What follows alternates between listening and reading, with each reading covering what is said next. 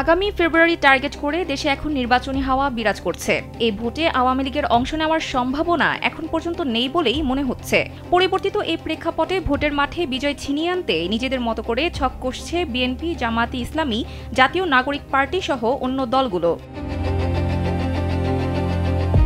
এরই মধ্যে নির্বাচনের প্রস্তুতি নিয়ে দলের প্রার্থিতা চূড়ান্ত করতে পুরোপুরি ব্যস্ত সময় পার করছে বিএনপি। চলতি অক্টোবর মাসের মধ্যেই ২০০ আসনে প্রার্থী চূড়ান্ত করার যে সিদ্ধান্ত নেওয়া হয়েছিল তা প্রায় গুছিয়ে এনেছে দলটি।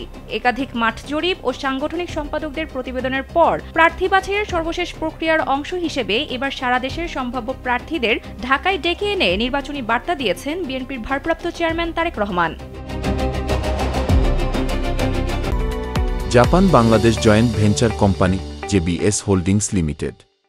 এখন এ মাসের মধ্যেই দলের প্রার্থীদের সবুজ সংকেত দেওয়ার কাজটি সম্পূর্ণ করা হবে। অবশ্য বিভ্রান্তি এড়াতে সরাসরি একক প্রার্থীর নামও ঘোষণা করা হতে পারে। নাম ঘোষণা কিংবা সবুজ সংকেত পাওয়ার পরও দল থেকে প্রার্থীদের পর্যবেক্ষণে রাখা হবে।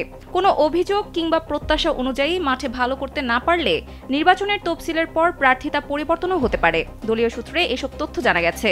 আগামী ফেব্রুয়ারির নির্বাচন সামনে রেখে ২ মাস ধরে প্রতিটি আসনে একক প্রার্থী নিশ্চিত করতে নিরবিচ্ছিন্নভাবে কাজ করছে বিএনপি। আসনভিত্তিক কোন প্রার্থী কতটা জনপ্রিয়, কার বিজয়ী হওয়ার সম্ভাবনা আছে, সাধারণ জনগণ ও নেতাকর্মীরা কাকে চান, সংশ্লিষ্ট আসনে প্রতিদ্বন্দ্বী প্রার্থীকে এমন ক্রাইটেরিয়ার ভিত্তিতে একাধিক মাঠ জরিপের মাধ্যমে এরই মধ্যে প্রার্থীদের বাছাই করে ফেলা হয়েছে। সারা দেশে বহু আসনে প্রার্থীদের এরই মধ্যে সবুজ সংকেতও দেওয়া হয়েছে। চলতি মাসের মধ্যেই ২০০ আসনে এই প্রক্রিয়া সম্পন্ন করতে চায় দলটি।